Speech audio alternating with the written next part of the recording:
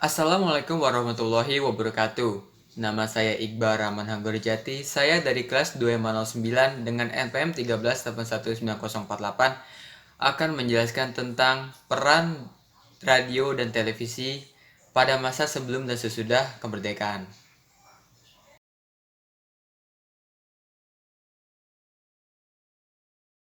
Sejarah berkembangnya radio di Indonesia bermula sejak masa penjajahan Belanda. Indonesia waktu itu masih bernama Hindia Belanda mendirikan stasiun radio pertamanya yang bernama Bad Viase Vereniging Radio pada tanggal 16 Juli 1925, tepatnya di Batavia. Selama masa penjajahan, semua sistem stasiun radio dikelola oleh swasta. Hal ini berarti semua profit yang didapat dan juga hal-hal yang diperlukan semua dikerjakan oleh swasta. Setelah berdirinya BRV ini, berbagai stasiun radio lainnya pun ikut menjamur.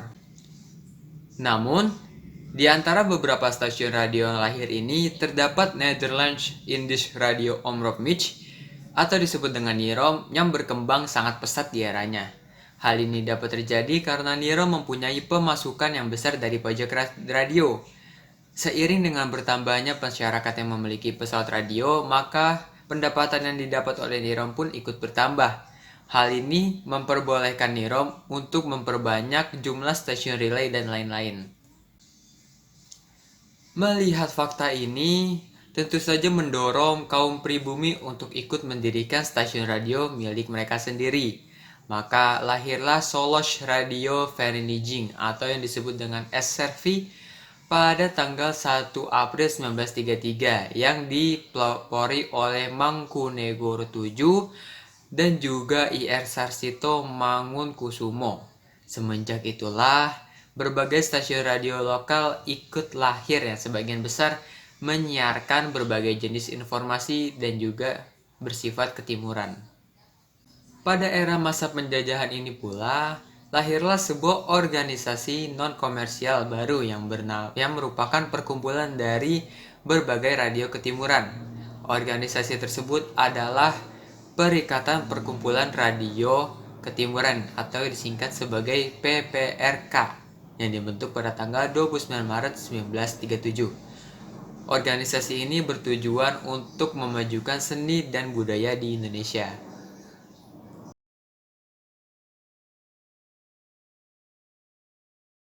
Pada masa penjajahan Jepang, pemerintah telah berhasil menguasai seluruh stasiun radio siaran yang dimiliki oleh swasta. Berbagai program siaran pun diarahkan untuk membentuk propaganda Perang Asia Timur Raya.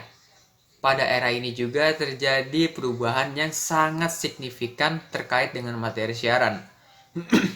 Pada masa penjajahan Jepang, porsi siaran sosial budaya mendapatkan jumlah yang sangat besar. Hal ini tentu saja memberikan dampak baik, karena dengan menambah porsi ini, maka akan melahirkan seniman-seniman dan juga pencipta lagu di Indonesia. Sehingga perkembangan budaya di Indonesia pun akan menuju positif.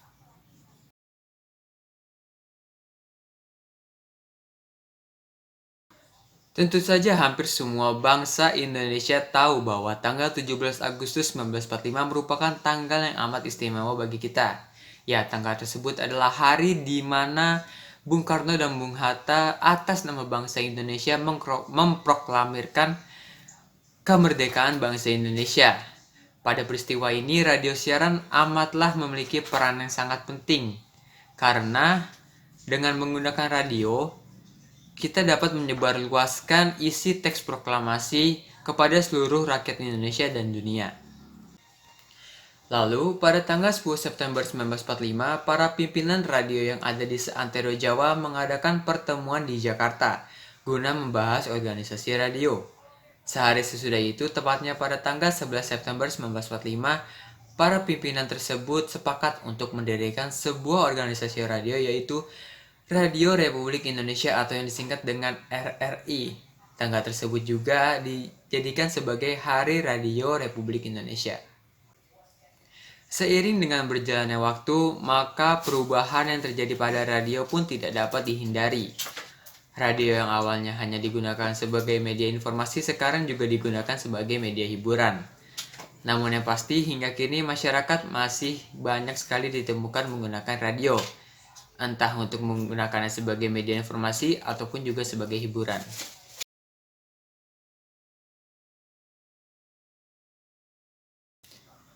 Tercatat dalam sejarah bahwa bangsa Indonesia pertama kali menonton demonstrasi televisi adalah pada tahun 1955.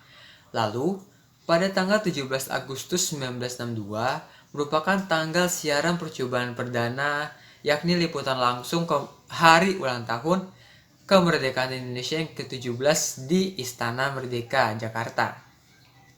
Seminggu kemudian pada tanggal 24 Agustus warga Jakarta menyaksikan siaran upacara pembukaan Asian Games keempat langsung dari Gelora Bung Karno. Tanggal inilah yang dijadikan sebagai hari kelahiran TVRI yang juga tercatat sebagai stasiun televisi pertama di Indonesia.